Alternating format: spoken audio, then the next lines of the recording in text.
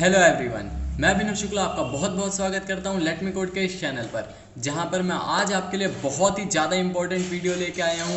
ये वीडियो है प्लेसमेंट से रिलेटेड और आज की इस वीडियो में हम सीखने वाले हैं पाइथन को प्लेसमेंट्स के लिए। अब आप सोच रहे होंगे कि पाइथन को प्लेसमेंट्स के लिए सीखने में क्या अलग चीज़ है। जी, अगर आपको पाइथन आती है, आप इंटरव्यूज़ के लिए प्रिपेयर कर रहे हैं पाइथन लैंग्वेज में, तो जो इस वीडियो का कंटेंट है वो आपको गारंटीड पता होना चाहिए। और कुछ आप में से ऐसे बहुत लोग होंगे जिनको लग रहा होगा कि पाइथन क्यों लें, हम सी प्लस प्लस करनी चाहिए, सी से करना चाहिए, जावा से करनी चाहिए, पाइथन में दिक्कतें हैं, ये वो कुछ बहुत सारे आपके मन में डाउट होंगे। तो सारे डाउट पाइथन से रिलेटेड मैं ख़त्म करने वाला हूँ इस वीडियो में, और बहुत सारी ऐसी नई चीज़ें और बहुत कॉन्सेप्ट नए ऐसे बताने वाला हूँ जो आप प्लेसमेंट्स में यूज़ कर सकते हैं।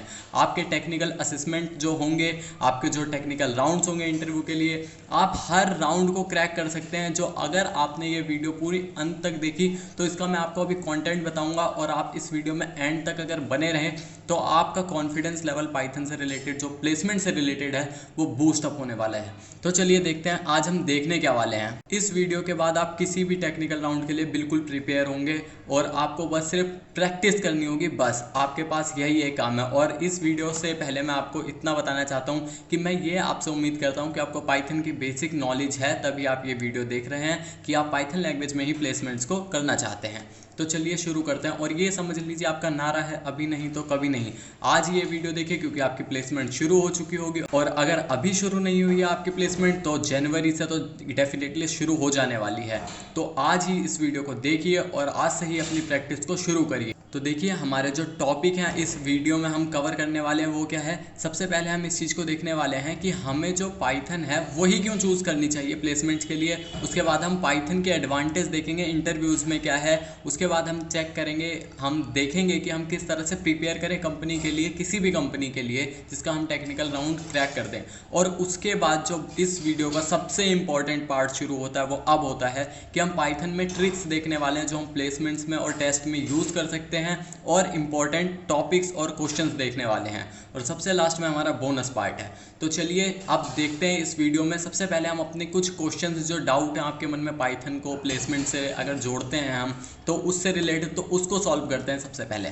तो जैसा आप अब देख पा रहे हैं स्क्रीन पर, यहाँ पर जो रीजंस है पाइथन को चूज़ करने के प्लेसमेंट्स के लिए वो क्या है। देखिए आपके मन में डाउट होगा कि हमने सी प्लस प्लस जावा जैसी लैंग्वेजें हमने बहुत पढ़ी हैं जो हमारे सेमेस्टर्स में, और अब हम पाइथन को चूज़ करें। ऐसा नहीं है। जो आपके राउंड्स होने वाले हैं, टेक्निकल राउंड होगा, आपकी जो आपका स्क्रीन का जो आपका कंप्यूटर पे टेस्ट होता है जिसमें आपके टेस्ट केसेस चेक होते हैं, वो सारी चीज़ें जिसमें हैं वो आपकी कवर होती हैं। तो आप पाइथन को क्यों चूज़ करें। देखिए आप किसी भी लैंग्वेज को चूज़ करें, उसमें किसी भी इंटरव्यूअर को कोई दिक्कत नहीं होती। आप सी में करें, सी प्लस प्लस में करें, पाइथन में करें, जावा में करें, बस आपको नॉलेज सी प्लस प्लस, जावा और सी की भी इसलिए होनी चाहिए क्योंकि वो आपने अपने सेमेस्टर में पढ़ी है। उससे रिलेटेड क्वेश्चंस आपसे इंटरव्यू में डेफिनेटली पूछे जाएंगे, लेकिन वो आपको इस चीज़ के लिए भी मना नहीं करेंगे कि आप पाइथन में कोई क्वेश्चन या उनकी प्रॉब्लम सॉल्व करें।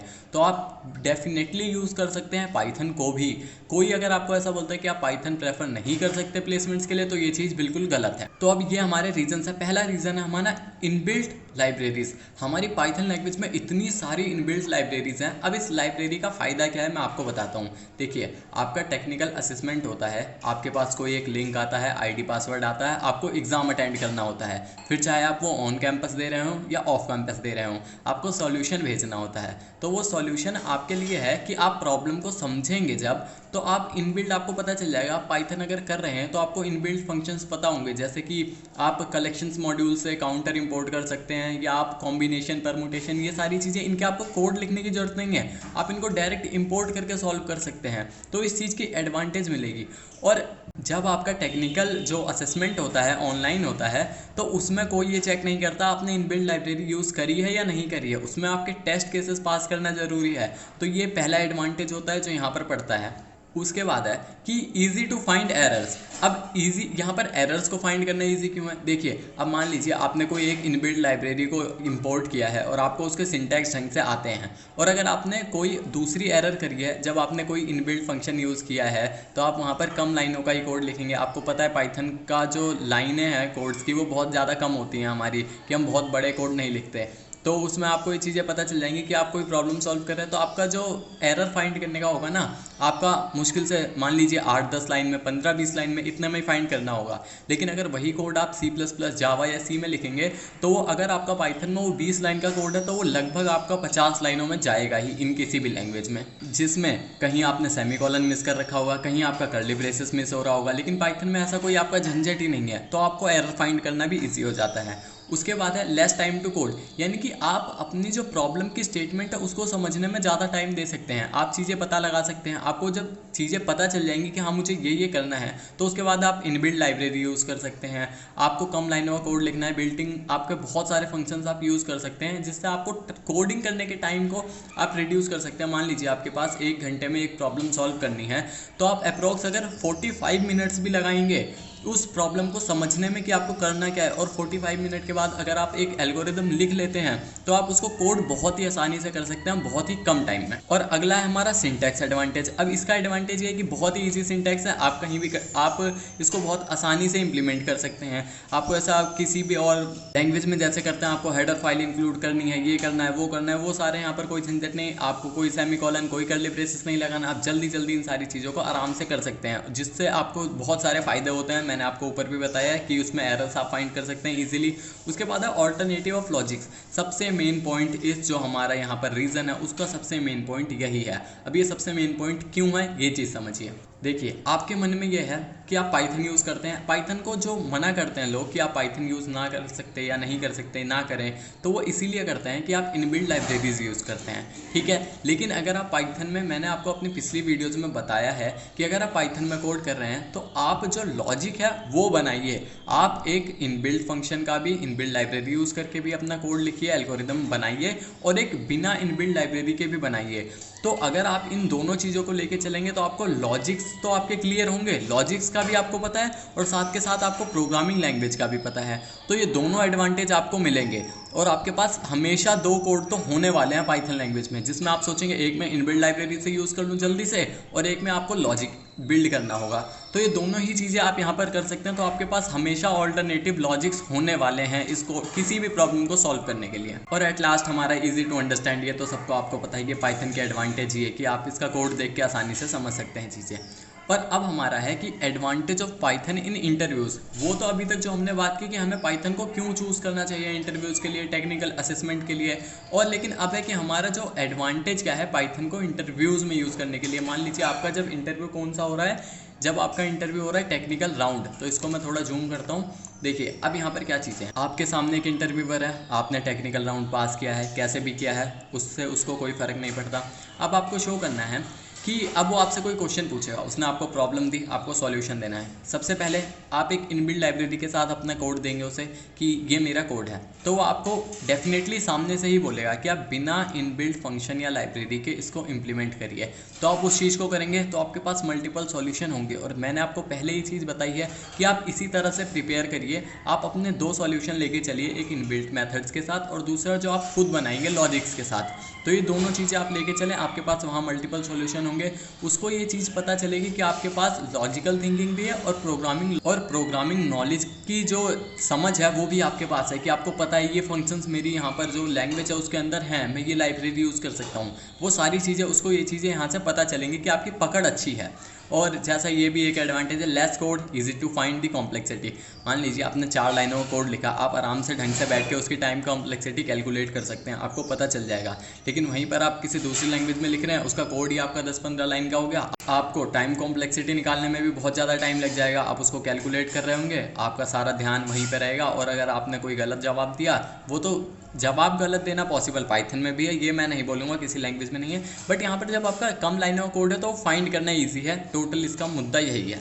और उसके बाद है कि आप पाइथन में बनाए हुए प्रोजेक्ट्स उसको इंटरव्यूअर को बता सकते हैं, जो कि बहुत ही फ्यूचरिस्टिक होते हैं। जैसे कि आप बताइए AI, ML, deep learning, AR, VR, IoT, इन सब के ऊपर आपने, अगर आप पाइथन पे काम कर रहे हैं, पाइथन पे पकड़ है आपकी, तो डेफिनेटली आपने इन सब चीज़ों पर प्रोजेक्ट बनाए ही होंगे। और अगर इनमें से किसी भी टॉपिक पे बनाए, आप उसके एडवांटेज समझाइए, अपने प्रोजेक्ट का जो स्कोप है वो सारी चीज़ें उसको समझाइए। वो आपसे बहुत ज़्यादा इंप्रेस होगा इस चीज़ों को सुन के कि हाँ, आपकी जो थिंकिंग है वो बहुत आगे तक की है, आप इस चीज़ में यहाँ तक जानते हैं, स्कोप आपको पता है किस लैंग्वेज का कहाँ तक है, और आपने इसमें प्रोजेक्ट बनाए हुए हैं, यानी कि आप काम कर सकते हैं। और एट लास्ट वही जो मैंने बताया कि आपके पास जब 2 सॉल्यूशन होते हैं किसी प्रॉब्लम के, तो उसको तो इंटरव्यूअर को पता चलेगा कि आपके पास लॉजिकल थिंकिंग भी है और आपके पास नॉलेज भी है प्रोग्रामिंग लैंग्वेजेस की। तो ये थे इसके एडवांटेज। अब क्या है कि आप प्रिपेयर कैसे करें, कि आपको इंटरव्यू के लिए प्रिपेयर करना है। वैसे यहाँ पर इस चीज़ का कोई तुक नहीं बनता कि आप प्रिपेयर कैसे करें, बट मैं फिर भी बता देता हूँ। ये चीज़ तो बिगिनर के लिए होती है, बट आपको पता होगा। अगर आप पाइथन में कर रहे हैं तो आपको ये सारी चीज़ें पता होंगी। आपने बेसिक सिंटैक्स पढ़ रखे होंगे, आपने ऊप्स पढ़ रखे होंगे, और अगर आपने इनमें नहीं पढ़ रखे तो मैं आपको यही चीज़ बताऊँगा कि आप सबसे पहले बेसिक सिंटैक्स सीखिए। अगर आप पाइथन पर स्विच करना चाहते हैं, कि आप चाहते हैं कि मैं पाइथन में प्लेसमेंट्स को फेस करूं, अब मैं पाइथन को ही आगे अब करियर में लेना चाहता हूं, होता है कि आपके पास नॉलेज अलग अलग लैंग्वेजेस की होनी चाहिए, लेकिन आपको जो एक पे पकड़ बहुत अच्छी होनी चाहिए। तो अब आप वो चाहते हैं कि मैं पाइथन पे करूं, तो आपको सबसे पहले ये है, आप बेसिक सिंटैक्स सीखिए, आप ऊप्स के कॉन्सेप्ट्स को सीखिए, आप पाइथन में इंप्लीमेंट करिए चीज़ों को, आप समझिए, अपनी अच्छी पकड़ बनाइए। उसके बाद आप कुछ बेसिक कंसोल प्रोजेक्ट्स बनाइए जिसमें आप डायरेक्ट ये GUI वगैरह मशीन लर्निंग इस पर कूदने की ना सोचें, तो बहुत एडवांटेज रहेगा आपको। आप प्रोग्रामिंग लैंग्वेज को प्रोग्रामिंग लैंग्वेज की तरह लें। अगर इसके सिंटैक्स ईजी हैं, आप जल्दी सीख लेते हैं, तो इसका ये मतलब नहीं कि आप डायरेक्ट ही चौथी सीढ़ी पे चढ़ेंगे, आपको स्टेप वाइज ही चलना पड़ेगा। तो वहाँ पर आप कंसोल के प्रोजेक्ट बनाइए, जैसे नंबर गेसिंग गेम या फिर हैंगमैन, ऐसी चीज़ें। इससे आपके जो लॉजिक बिल्डिंग की चीज़ें हैं वो होंगी। आप टिक टैक टो जैसी गेम बना सकते हैं। और उसके बाद जो मोस्ट इंपॉर्टेंट चीज़ें यहाँ पर वो है मेक प्रोग्राम्स डेली। आप कोडिंग डेली करिए, पहले आप शुरू यहाँ से करिए। अगर आपको अभी भी आती है चीज़ें कि मुझे पाइथन की नॉलेज है, बट मैं अब शुरू करना चाहता हूँ, ब्रशअप करना चाहता हूँ चीज़ें, तो आप डायरेक्ट आपको कुछ पता होंगे कॉम्पिटिटिव कोडिंग करना शुरू करूँ, नहीं। मैं आपको सबसे पहले यही बोलूँगा, आप कम से कम 50 प्रोग्राम्स की लिस्ट बनाइए, बहुत इजी। उसके लिए आप किसी भी वेबसाइट पे जा सकते हैं, गूगल कर सकते हैं, आपको सिंपल प्रोग्राम्स मिल जाएंगे। आप 2 नंबर को ऐड करने के प्रोग्राम से शुरू करिए, और आप ऊप्स के कॉन्सेप्ट तक के प्रोग्राम्स को लीजिए कि आप उसको ऑब्जेक्ट ओरिएंटेड तरीके से कैसे कर सकते हैं, सारी चीज़ें आप वहाँ तक लेकर जाइए। और उसके बाद, और ये चीज़ आप डेली करिए। आप चाहे एक प्रोग्राम बनाइए, लेकिन डेली बनाएंगे। आप अगर 1-2 दिन भी छोड़ेंगे तो आपकी धीरे धीरे आदत हो जाएगी छोड़ते रहने की, मैं कल कर लूँगा, कल कर लूँगा। वो नहीं करना है आपको। तो इस तरह से आप आगे जा सकते हैं।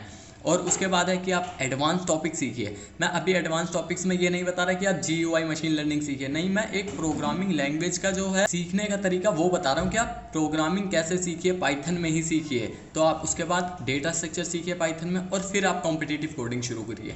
ये 7 स्टेप्स हैं। अगर आप इनको फॉलो करते हैं, अगर आप एक एक चीज़ के लिए आप एक महीना भी लगाते हैं, आप 7 महीने में डेफिनेटली मास्टर करने वाले हैं इस चीज़ को। मान लीजिए आप कॉम्पिटिटिव कोडिंग अभी नहीं शुरू कर रहे हैं, तो 6 महीने में आपका डेटा स्ट्रक्चर तक खत्म हो गया है, जिसमें आप छोटी मोटी कंपनीज़ का इंटरव्यू क्रैक कर सकते हैं, बहुत ही ईजिली आप फोड़ सकते हैं। और जहां आपने अपनी पकड़ कॉम्पिटिटिव कोडिंग पे बना ली, उसके बाद तो जी आप मास्टर हैं। तो ये आपके 7 स्टेप्स हैं आपको प्रिपेयर करने के लिए। तो चलिए अब शुरू करते हैं, हम अपनी जो पाइथन है उसके अंदर डाइव लगाते हैं। और यही चीज़ जो मैं बोलने वाला था, ये ट्रिक्स और टिप्स बहुत ही ज़्यादा इंपॉर्टेंट चीज़ें हैं। तो अब आपको क्या है कि कुछ लाइब्रेरीज़ के बारे में पता होना चाहिए जो बहुत ही इंपॉर्टेंट है। सबसे पहले है इटर टूल्स। अब ये इटर टूल्स क्या है? ये हमारी एक लाइब्रेरी है जिसके अंदर हमारे बहुत सारे फंक्शंस हैं। आप इस लाइब्रेरी को गूगल करिए, इसके सारे फंक्शंस पढ़िए। मैंने यहाँ पर 4 इसके फंक्शन लिखे हैं जो कि बहुत ज़्यादा इंपॉर्टेंट है। पहला है प्रोडक्ट, दूसरा परमुटेशन, तीसरा कॉम्बिनेशन, और चौथा कॉम्बिनेशन विद रिप्लेसमेंट। इसके लिए आपको कोई बहुत बड़े कोड लिखने की ज़रूरत नहीं है, आप इनको इंपोर्ट करिए और रन करिए। तो अब मैं पहले आपको सारे एक एक करके आपको रन करके दिखाऊंगा, सारी चीज़ें यहाँ पर इसकी एक्सप्लेनेशन दूंगा।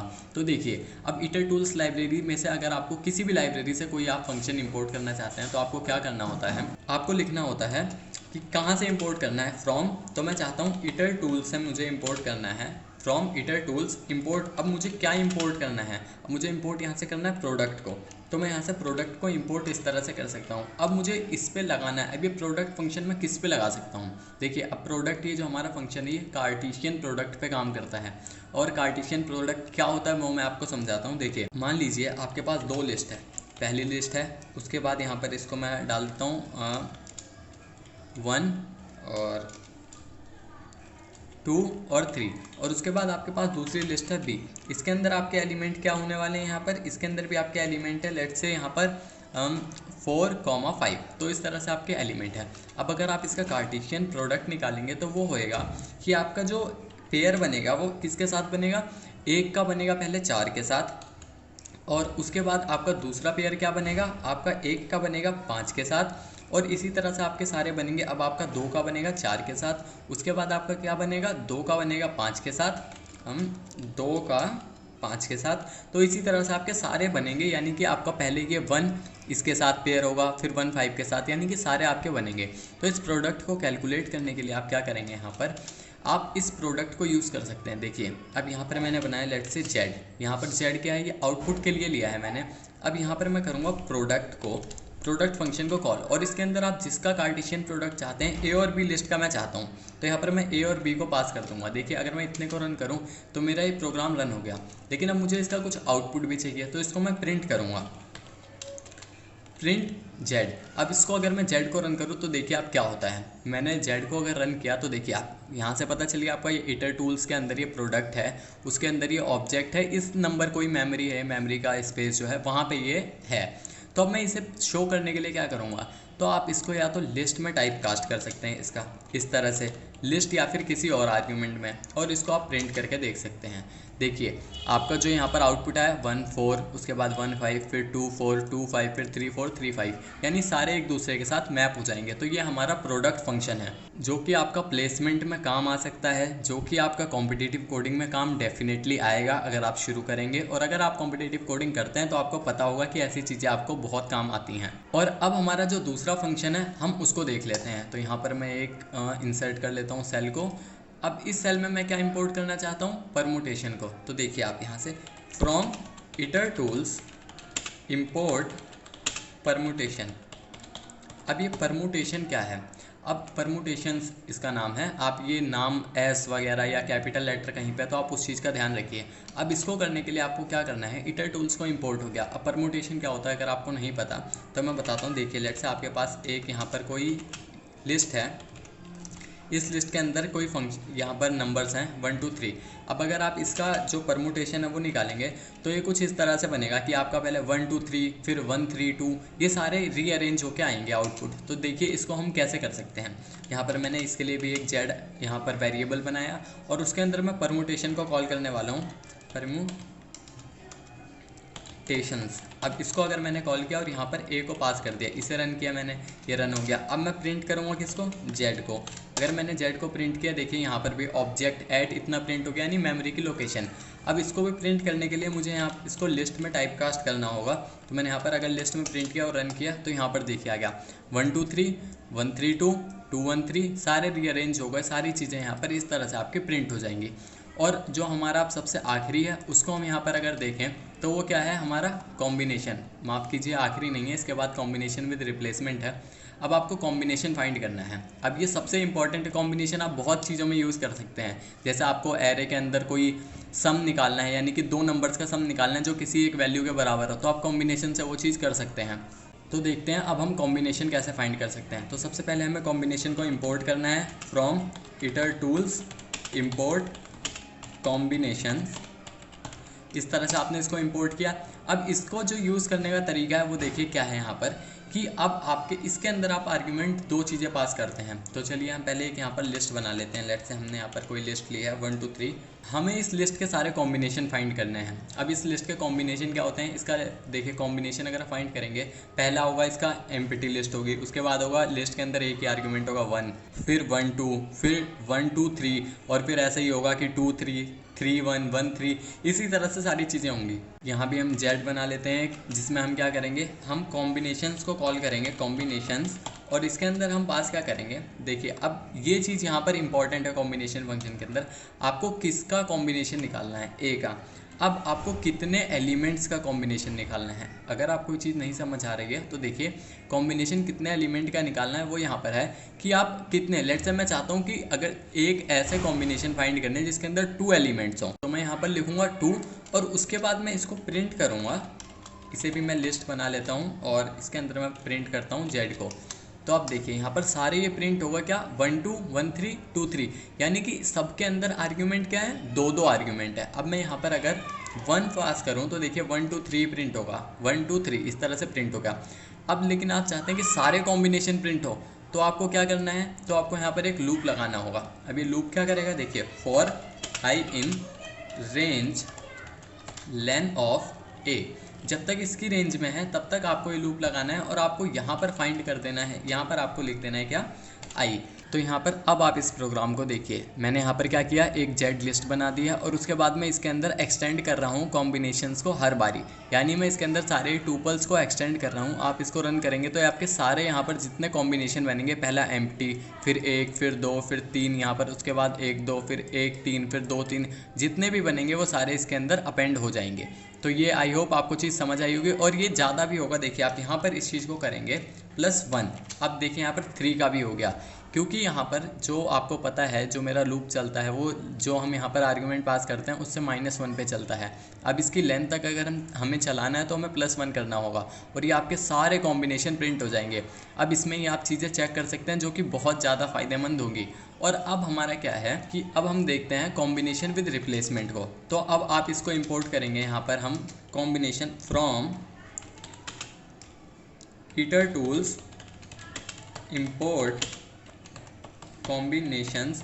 और अगर आप ये चीज़ जुपिटर नोटबुक में कर रहे हैं तो आप यहाँ पर टैब अगर दबाएंगे तो ये आपको अपने आप ही सजेस्ट कर देगा। देखिए मैंने टैब दबाया और ये कॉम्बिनेशन विद रिप्लेसमेंट में इसे इंपोर्ट करना चाहता हूँ। तो मैं यहाँ पर अब क्या करूँगा, कॉम्बिनेशन विद रिप्लेसमेंट को सेम वही काम मुझे करना है जैसा मैंने ऊपर किया है। तो मैं सारी चीज़ें यहाँ से मैंने हटा दी। तो मैं अब यहाँ पर क्या करूँगा, एक लिस्ट बनाऊँगा। मैंने यहाँ पर एक लिस्ट बनाई, इसके अंदर आर्ग्यूमेंट पास किया 1 2 और 3 और उसके बाद मैंने यहाँ पर एक जेड बनाया वेरिएबल और इसके अंदर मैंने क्या किया, कॉम्बिनेशन विद रिप्लेसमेंट फंक्शन को कॉल किया है और उसके बाद मैं यहाँ पास करूँगा ए और उसके बाद लेट से यहाँ पर मैंने किया 2। अब यहाँ पर आपको रिप्लेसमेंट इसलिए आएंगे कि जैसे मैंने यहाँ पर अगर 2 कर दिया, कोई चीज़ अगर रिपीट हो रही है तो वो उससे डिवाइड कर देता है। आपको कॉम्बिनेशन विद रिप्लेसमेंट का अगर रूल पता हो तो अगर रिपीटिंग एलिमेंट्स होते हैं तो वहाँ पर उससे डिवाइड कर देते हैं। तो यहाँ पर अब मैं अगर प्रिंट करूँ किसको, जेड को, और ये क्या, मैं इसे लिस्ट बना देता हूँ। आप इसको लिस्ट या टूपल किसी भी तरह कर सकते हैं या फॉर लूप लगा के प्रिंट कर सकते हैं। तो यहाँ पर देखिए आपके सारे एलिमेंट 2 वाले यहाँ पर प्रिंट हो चुके हैं। तो यही हमारा इसका काम था और आई होप आपको ईटर टूल्स लाइब्रेरी के बारे में पता चला होगा। और आप गूगल करिए ईटर टूल लाइब्रेरी को, इसकी जो ऑफिशियल डॉक्यूमेंटेशन है उसको पढ़िए। बहुत ही ज़्यादा इंपॉर्टेंट इसके अंदर फंक्शन है, आपको बहुत ज़्यादा यूज़ आने वाले हैं। आप कॉम्पिटिटिव कोडिंग और प्लेसमेंट में यूज़ कर सकते हैं। तो अब हम देखते हैं अपना जो दूसरी यहाँ पर लाइब्रेरी है वो है कलेक्शन। आप कलेक्शंस और ईटर टूल्स, मैं आपको ये बोलता हूँ आप डेफिनेटली गूगल करिए और उसके बाद आप बहुत सारी चीज़ें सीखने वाले हैं। और अगर आप इनको गूगल नहीं कर रहे हैं, आप नहीं पढ़ रहे हैं, तो आप हो सकता है आप कोई चीज़ पाइथन में मिस कर रहे हैं। तो देखिए अगर आपको काउंटर और डिफ़ॉल्ट डिक्ट के बारे में नहीं पता तो ये हमारी कलेक्शंस लाइब्रेरी के अंदर 2 फंक्शंस हैं। ये दोनों अलग अलग फंक्शंस हैं, बहुत ज़्यादा इंपॉर्टेंट फंक्शन है। तो चलिए हम सबसे पहले देखते हैं काउंटर फंक्शन को। तो हमें इंपोर्ट करना है फ्रॉम कलेक्शंस, इंपोर्ट क्या करना है हमें यहाँ पर, काउंटर, और काउंटर का यहाँ पर सी हमारा कैपिटल होगा। हमने इसे इंपोर्ट कर लिया। अब हमें काउंटर किस चीज़ पे करना है, देखिए मेरे पास एक लिस्ट है, यहाँ पर मैंने एक लिस्ट बनाई। आप लिस्ट, टूपल, स्ट्रिंग कुछ भी ले सकते हैं, मैं यहाँ पर लिस्ट ले रहा हूँ। तो आप इस चीज़ को अगर पढ़ेंगे, प्रैक्टिस करेंगे, इसके बारे में इसकी डॉक्यूमेंटेशन पढ़ेंगे, आपको ये चीज़ें समझ आएंगी। तो आपने यहाँ पर मैंने क्या किया, 1 2 3 4 5, ये मैंने यहाँ पर एक लिस्ट बना ली है। तो अब मैं क्या करना चाहता हूँ, इस पर काउंटर अप्लाई करना चाहता हूँ। तो मैंने यहाँ पर लेट से एक जेड वेरिएबल बना लिया। उसके बाद मैंने यहाँ पर इस पर काउंटर फंक्शन कॉल किया और यहाँ पर मैंने ए पास कर दिया। अब मैं अगर प्रिंट करता हूँ जेड को तो आप देखिए क्या होता है। अब यहाँ पर हुआ क्या है ये चीज़ समझिए। जो हमारा काउंटर ये फंक्शन है ये हमारा यहाँ पर एक आइटरेबल लेता है। आप यहाँ पर डिक्शनरी दें, स्ट्रिंग दें, कोई फ़र्क नहीं पड़ता। चलिए हम इसे स्ट्रिंग कर देते हैं यहाँ पर, तब आप देखिए। तो चलिए इसको जैसे यहाँ पर मैं स्ट्रिंग में देता हूँ लेट से अभिनव। तो अब इसे रन किया मैंने, देखिए अब मेरे जो इसके अंदर एलिमेंट्स हैं लेट से ए बी एच आई, ये सारे ये डिक्शनरी बना देता है। इसके अंदर जो एलिमेंट्स आपके आइटरेबल के वो सारे कीज़ हो जाते हैं और उनकी अकरेंस कितनी बारी है, देखिए मेरा ए कितनी बारी है, 2 बारी, वो इसकी वैल्यू बन जाता है। और वही सेम काम बी के लिए हुआ 1, फिर एच के लिए 1, आई के लिए 1, एन के लिए 1।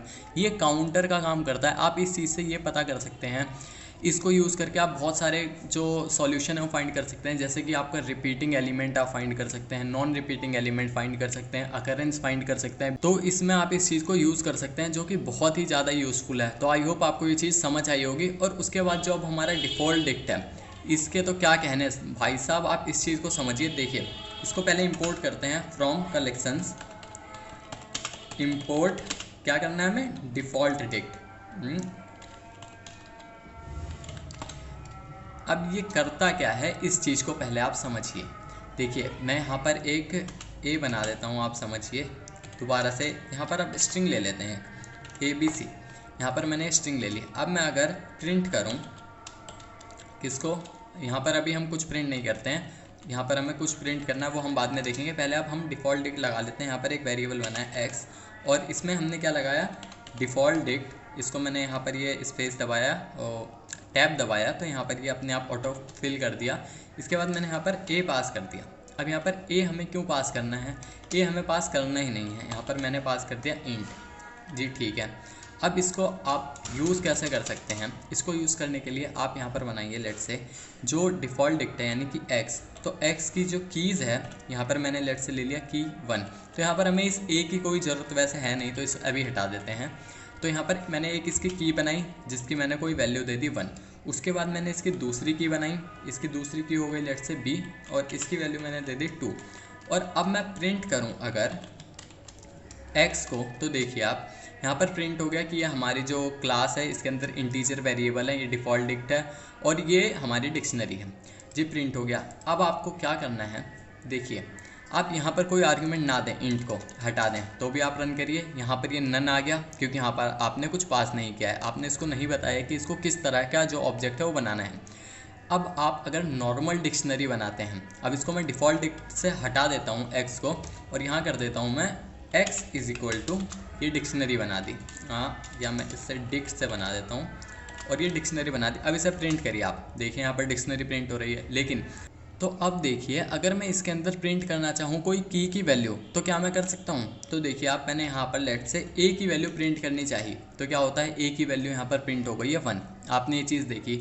अब मैं एक ऐसी की वैल्यू प्रिंट करना चाहूँ जो इसमें है ही नहीं, मैं यहाँ पर पास कर देता हूँ लेट से की क्या नंबर कोई भी h, तो h इसके अंदर कोई की नहीं है यहाँ पर, या फिर इस तरह से इसको कैरेक्टर में पास करते हैं, की नहीं है, तो यहाँ पर इसने दिया है की एरर कि h नाम की कोई की यहाँ पर नहीं है।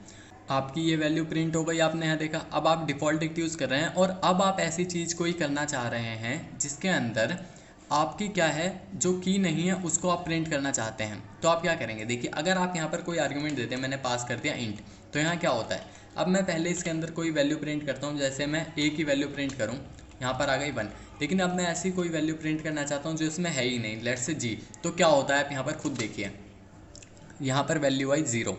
अब ये 0 क्यों आई है, अब आप एक बार यहाँ पर देखिए इंट को हटा के भी अगर आप प्रिंट करें तब यहाँ पर की एरर आया, क्योंकि आपने जब यहाँ कोई आर्गुमेंट नहीं दिया। लेकिन आप यहाँ पर अगर str पास करें तो यहाँ पर कुछ प्रिंट नहीं हुआ, आप यहाँ पर फ्लोट पास करें तो यहाँ पर क्या होता है 0.0।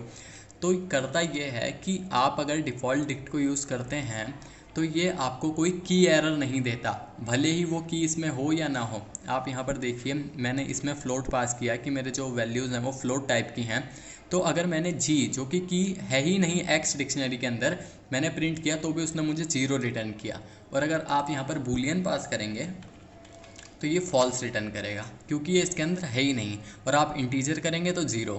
तो इस तरह से डिफ़ॉल्ट डिक्ट मेरा काम करता है कि ये आपको कोई की एरर नहीं देता, जो कि बहुत ही इंपॉर्टेंट चीज़ है, आप इसको बहुत जगह यूज़ कर सकते हैं। तो आई होप आपको ये दोनों चीज़ें भी समझ आई होंगी, काउंटर और डिफ़ॉल्ट डिक्ट के बारे में। तो चलिए अब और आगे बढ़ते हैं, हम अब बहुत ही इंपॉर्टेंट फंक्शंस को समझते हैं जो कि हमारी पाइथन में हैं।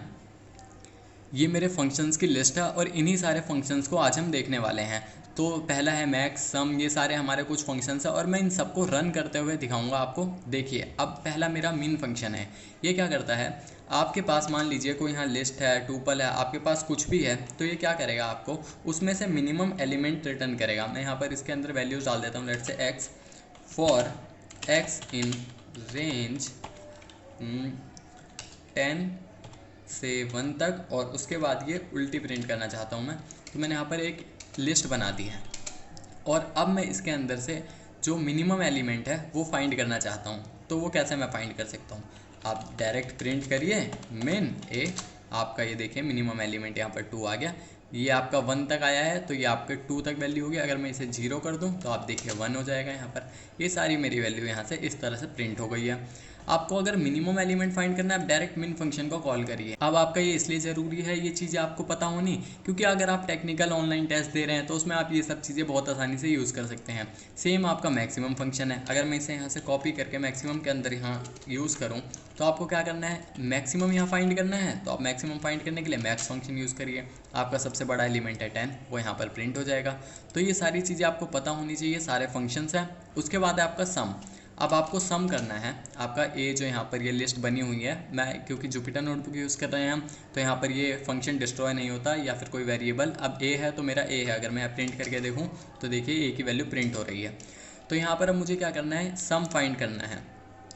तो मैं प्रिंट कर दूंगा सम, और किसका मुझे सम चाहिए, ए का। देखिए 55, यहाँ पर सारा इसका सम प्रिंट हो गया। ये सम फंक्शन है वो आर्ग्यूमेंट में एक आइट्रेबल लेता है जिसको हम आइट्रेट कर सकते हैं। आप लिस्ट को आइट्रेट कर सकते हैं, आप यहाँ पर आइट्रेट कर सकते हैं टूपल्स को, या आप जो भी ऐसे आइट्रेबल हैं आप उसको यहाँ पर यूज़ कर सकते हैं। अब ये हमारा ABS फंक्शन ये क्या करता है, आप इस चीज़ को समझिए। ये है हमारा एब्सोल्यूट वैल्यू के लिए। देखिए अगर मैं प्रिंट करूँ 5 और उसके बाद यहाँ पर -8, तो यहाँ पर क्या प्रिंट होगा, -3। लेकिन अब आपको प्रिंट करना है इसको कितना, आप चाहते हैं यहाँ यूज़ करना 3, तो आप इसको प्रिंट करिए। यहाँ पर ये वैल्यू हो गई 3 आपकी। तो आप एब्सोल्यूट वैल्यूज़ पाइथन में इस तरह से यूज़ कर सकते हैं। अब हमारा मैप, ये हमारा मोस्ट इम्पॉर्टेंट सबसे ज़्यादा यूज़ होने वाला फंक्शन है कॉम्पिटिटिव कोडिंग में। अब ये मैप क्या करता है, इसके ऊपर तो मैं सेपरेट वीडियो बनाने वाला हूँ, इसके लिए आप चैनल सब्सक्राइब कर लीजिए, इसको आप सेपरेट वीडियो मिलेगी। लेकिन अब ये करता क्या है, ये आपकी वैल्यूज़ को मैप करता है। देखिए अब आपके पास एक कंडीशन है, जैसे अगर आप कॉम्पिटिटिव कोडिंग यूज़ कर रहे हैं तो वहाँ पर है कि आपको, या फिर आप अपने आप ही कोई प्रोग्राम बना रहे हैं, अब आप चाहते हैं आपका इनपुट लेना चाहते हैं किसी लिस्ट में या स्ट्रिंग में किसी भी तरह, बट आप एक ऐसा इनपुट लेना चाहते हैं चाहे वो स्पेस सेपरेटेड हो, कॉमा सेपरेटेड हो या न्यू लाइन में हो, बट आपका इनपुट ये है कि जब तक यूज़र चाहे तब तक दे दे, और आपको नंबर्स भी नहीं पता। जैसे कई बार होता है, आपने पूछा यूज़र से कि आप कितने नंबर से इंटर करना चाहते हैं, यूज़र ने डाला 10, तो आपने अपने एरे का साइज़ बना दिया 10। जब 10 तक आपने लूप चलाया, वैल्यू ले लिया आपने, वो नहीं करना है यहाँ पर। अब क्या है कि आपने प्रोग्राम बनाया, मैं जितनी मर्जी चाहूँ वैल्यू एंटर करूँ, तो वो कैसे करना है देखिए। अब यहाँ पर मैंने एक ए वेरिएबल बना लिया, लेट से ए नहीं ले लेते हैं, यहाँ पर कुछ ओ ले लेते हैं। अब एक यहाँ पर वेरिएबल बनाया। अब हमें यहाँ पर क्या करना है कि हम इनपुट लेना चाहते हैं जब तक हम चाहें, तो उसके लिए हमें क्या करना होगा, हमें इनपुट लेने के लिए इनपुट फंक्शन को कॉल करना होता है जी, ठीक है। लेकिन मैं अब यहाँ पर इंटीजर में लेना चाहता हूँ, तो अभी उसको देखते हैं। अब मैं स्पेस सेपरेटेड, मेरे इंटीजर जो हमारे इनपुट होगा वो स्पेस सेपरेटेड होगा, तो मैंने यहाँ पर डाल दिया स्प्लिट। हम ये डॉट यहाँ पर आएगा और ये स्प्लिट, तो जी हमने यहाँ पर स्प्लिट भी कर दिया। अब हमें क्या करना है, हमें इंटीजर में चाहिए, तो जी हम यहाँ पर क्या करेंगे, आप देखिए इस चीज़ को, यहाँ आप समझिए कि यहाँ पर मैं मैप फंक्शन का यूज़ करूँगा, और मैं क्या करूँगा कि जो मेरा इनपुट होगा उसको मैं मैप कर दूँगा इंट के साथ। अब ये हमारा मैप फंक्शन यही करता है।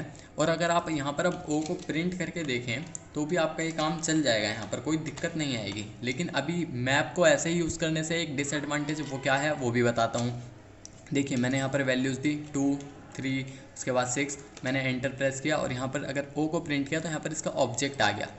और इसको अगर आपको प्रिंट करना है तो आप यहाँ पर क्या करेंगे, आप यहाँ पर लूप लगाएंगे, या फिर आप लेट से डायरेक्ट आप इसको लिस्ट में प्रिंट कर दीजिए, तो ये आपका हो जाएगा। रन किया आपने 2, 4 या फिर जो भी है 1, 4, 5, इसकी वैल्यूज़ प्रिंट हो गई।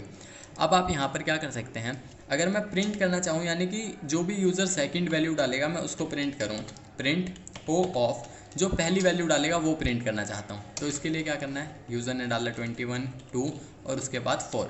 अब इसे एंटर किया तो देखिए यहाँ पर एरर आ गया कि मैप ऑब्जेक्ट इज़ नॉट सब्सक्रिप्टेबल, यानी मैप ऑब्जेक्ट पे आप ये यूज़ नहीं कर सकते। तो अब आप क्या करेंगे, तो आप इसको यहाँ पर इनपुट लेते वक्त लिस्ट बना दीजिए। आपने इनपुट लेते वक्त इस चीज़ को लिस्ट बना दिया था, यानी कि अब जो आपने इनपुट लिया वो लिस्ट में है। आप यहाँ पर प्रिंट करिए जो भी वैल्यू 1, 2, 3, आपने एंटर किया, पहली वैल्यू आ गई 1। तो इस तरह से आप मैप फंक्शन को यूज़ कर सकते हैं, और इसके ऊपर तो पूरी वीडियो मैं बनाऊँगा ही, लेकिन अभी तक के लिए आप यही समझिए। अब आता है हमारा जिप। अब हमारा जिप क्या करता है, इस चीज़ को समझिए। हमारे पास 2 लिस्ट हैं जो हमने ऊपर बनाई है, मैं यहाँ पर नहीं बना देता हूँ। पहली लिस्ट है हमारी 1, 2, 3, और दूसरी लिस्ट है हमारी यहाँ पर b इज़ इक्वल टू, यहाँ पर भी हो जाएगी ये, लेट्स से 5, 6, 7, ये हमारी लिस्ट है। अब जिप क्या करती है, आप इस चीज़ को पहले मैं कर ही देता हूँ। मैंने एक वेरिएबल है जेड, उसके बाद इसके अंदर मैंने पास कर दिया a कॉमा बी। अब इसे अगर मैं प्रिंट करूँ जेड, देखिए क्या होता है, यहाँ पर भी इसका ऑब्जेक्ट ही आया। जो भी हमारे इनबिल्ट फंक्शन है ये ऑब्जेक्ट ही इस तरह से रिटर्न करते हैं। तो आपको प्रिंट करना पड़ेगा किसको, लिस्ट वेरिएबल में मैंने इसको प्रिंट कर दिया है, मैप कर दिया है लिस्ट जेड। अब इसे प्रिंट किया, क्या हुआ 152637। जिप फंक्शन है वो आपकी दोनों लिस्ट जो है, जो भी आपने दो आइटरेबल डाले उनको जिप कर देता है। पहला 1 5 के साथ, दूसरा 2 6 के साथ और फिर 3 7 के साथ। आप जिप फंक्शन को भी यूज़ कर सकते हैं कई जगह पर, जैसे कि अगर आपको मिसिंग वैल्यू फाइंड करनी है एरे में से, यानी कि आपके पास ये एरे है, आपका ये दूसरा एरे है, इसके अंदर आपकी कुछ वैल्यूज़ हैं, जो ये बी एरे है वो ए एरे की वैल्यूज से ही बना है, बट कोई वैल्यू मिस है इसके अंदर। लेट से आप इस तरह से है 1,2। अब इसके अंदर 3 मिस है, लेकिन ये बना किससे, ए उससे ही। तो आप इस चीज़ को यहाँ पर अगर प्रिंट करें तो यहाँ पर ये 1122 आ गया। अब आपका जो इसमें नहीं है वही आपकी मिसिंग वैल्यू है, क्योंकि आपको पता चल जाएगा अगर दोनों में सेम वैल्यूज होंगी तभी आप इसको जिप कर सकते हैं। तो ये जिप मेथड था। उसके बाद आपका ये राउंड आता है। अब ये राउंड क्या कर सकता है, राउंड फंक्शन हमारा करता है कि जो आपकी वैल्यूज़ होती हैं उसको आप ये सिर्फ राउंड कर देता है। लेट्स से आपके पास कोई वैल्यू है a इज़ इक्वल टू 0.000, बहुत सारी इसके अंदर ये इस तरह से वैल्यू है। अब अगर मैं प्रिंट करूँ इसे राउंड और उसके बाद मैं इसके अंदर प्रिंट करूँ a को, तो इसकी वैल्यू हो गई 0, आपको पता चल गया। अब अगर मैं इसे यहाँ पर 9 कर दूँ या 8 कर दूं तो देखिए इसकी वैल्यू हो गई 1। ये राउंड कर देता है लोअर या अपर बाउंड में इसकी वैल्यू के हिसाब से। और आप ये भी कर सकते हैं, जैसे कि अगर मैं इसे चाहूँ तो कुछ वैल्यूज़ तक, यहाँ पर मैंने ए को राउंड करना है, मैं 4 डिजिट तक राउंड करना चाहता हूँ, तो ये प्रिंट करता है 0.801 यहाँ तक इसने राउंड में प्रिंट कर दिया। तो आप इसको भी यूज़ कर सकते हैं। और जो हमारे ऑड फंक्शन है ये क्या रिटर्न करता है, ये बहुत ही सरप्राइजिंग है। तो आप देखिए यहाँ पर मैंने यहाँ पर एक वेरिएबल बनाया, लेट से मैंने इसकी वैल्यू ले ली a, और उसके बाद मैं अगर प्रिंट करूँ ऑड ऑफ a तो यहाँ पर 65, यानी कि आप इससे आस्काई कैरेक्टर्स प्रिंट कर सकते हैं डायरेक्ट। अब कई बार ये चीज़ें, ये यहाँ सोचेंगे कहाँ यूज़ होता है, तो ये यूज़ वहाँ पर होता है कई बार ये आपको शॉर्टिंग करनी होती है किसी दूसरे उस पर। लेट से आपके पास यहाँ पर कोई उन्होंने दे दिया आपको x नाम की चीज़ है, उसके अंदर इस तरह से कुछ वैल्यूज़ हैं, तो आपको क्या करना है, आपको ABCD को इस लेटर में सॉर्ट करना है। यानी पहले पे हमारा वैसे नॉर्मल क्या आता है A, बट आपको पहले पे S लाना है, तो उस सब जगह पर आप इसको यूज़ कर सकते हैं। तो आई होप आपको ये चीज़ भी समझ आई होगी। और अब आता है हमारा पावर फंक्शन। अब हमारा पावर फंक्शन क्या करता है, इस चीज़ को भी आप समझिए। पावर फंक्शन जो है हमारा, ये सिंपल आपको पता चल गया होगा, ये हमारा पावर रिटर्न करता है। लेट से आपके पास a की, या फिर आप कुछ भी मत करिए, यहाँ पर a की वैल्यू है लेट से 2, आपके किसी यूज़र ने डाली है, और x की वैल्यू है लेट से 5। तो अगर मैं प्रिंट करूँ पावर फंक्शन को और इसके अंदर मैं पास करूँ a कॉमा x, तो a की पावर x हो जाएगी, प्रिंट हो गई वैल्यू 32, यानी 2 की पावर 5 32। तो हमारा पावर फंक्शन ये करता है। शॉर्टेड है, ये हमारे लिस्ट को शॉर्ट करने के काम आता है। आप देखिए मैं यहाँ पर वैल्यू डाल देता हूँ x for x in range, और मैं इसको रिवर्स ऑर्डर में करूँगा, लेट से 10 से लेके 0 तक, और उसके बाद -1, और मैं इस पर शॉर्टेड फंक्शन को यूज़ करूँगा, प्रिंट शॉर्टेड, और यहाँ पर a। देखिए यहाँ पर शॉर्टेड प्रिंट हो गई। और अगर आप इससे पहले यूज़ करें इसे, तो देखिए आपकी ये इसे प्रिंट करके अगर देखें आप पहले प्रिंट a, तो यहाँ पर आपकी रिवर्स में थी, लेकिन यहाँ पर आपकी शॉर्ट हो चुकी है। तो हमारा ये शॉर्टेड फंक्शन क्या करता है, शॉर्ट एक हमारा फंक्शन होता है, उसको भी देखिए। अगर आपकी यहाँ पर इसको हटाएं तो आपने किया, अभी ये रिवर्स में है, लेकिन आप यूज़ करें a.short और उसके बाद आप प्रिंट करें a को, तो देखिए यहाँ पर आपकी ये जो रिटर्न होती है वो शॉर्टेड होती है। शॉर्ट और शॉर्टेड में क्या डिफरेंस है वो मैं आपको बाद में बताऊँगा, लेकिन आप इन दोनों फंक्शंस को यूज़ कर सकते हैं शॉर्टिंग के लिए। अब लेंथ फंक्शन आपको पता ही है, हमारा लेंथ रिटर्न करता है। लेट से आपके पास a कोई वैल्यू है, इसके अंदर आपने कोई लेट से स्ट्रिंग है और आप प्रिंट करना चाहते हैं इसकी लेंथ आप प्रिंट कर सकते हैं, लेंथ ऑफ a, तो आपकी वैल्यू आ जाएगी। इसके अंदर 28 वैल्यूज़ हैं। अब मान लीजिए मैं ऐसे स्पेस हटा दूं तो इसके अंदर 27 हो गई। और अब हमारा आता है बिन, जो कि क्या करता है, ये हमारा काम करता है बाइनरी वैल्यू रिटर्न करता है। लेट से अगर मैं कोई वैल्यू ले लूँ a की यहाँ पर 4, तो आप देखिए अगर मैं प्रिंट करूँ क्या बिन और इसके अंदर मैं पास करूँ a, तो इसकी बाइनरी वैल्यू हो जाएगी 100, और ये 0 भी पहले इसलिए रिटर्न होता है, ये हमारा शो करता है ये बाइनरी वैल्यूज़ है। अगर आप प्रिंट करेंगे तो यही आपकी वैल्यूज़ होगी। तो आप इसको इस तरह से भी कुछ प्रिंट कर सकते हैं। यहाँ से आप लें और आप 2 से प्रिंट करना चाहते हैं सारी वैल्यूज़, तो आप 100 इस तरह से प्रिंट कर सकते हैं। इसकी बाइनरी वैल्यू है।